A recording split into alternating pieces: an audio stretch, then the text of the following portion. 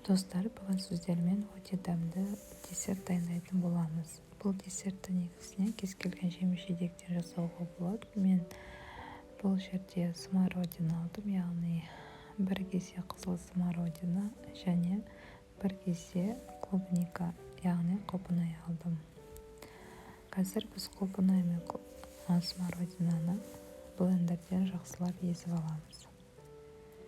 Негізінен бұған кез келген жеміс-жидектерден қолданып жасауға болады. Міне бізде осылай езіп алғаннан кейін үстіне 1 стакан сүт құямыз.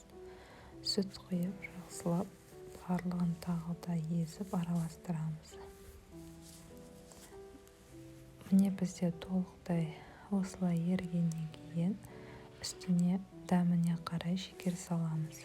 Егер де сіздердің жеміс-жидектеріңіз тәтті болса, онда шекерді аздау саласыздар. Ал егер де дәмі қышқыл немесе ащы болған жағдайда шекерді көбірек салуға тура келеді. Өте дәмді әрі оңай десерт шығады. Міне осылай ыдыстарға құйып береміз. Сіздермен болған ақжан, сіздерге рецепт ұнаса лайк басып, маған тіркелуді ұмытпаңыздар.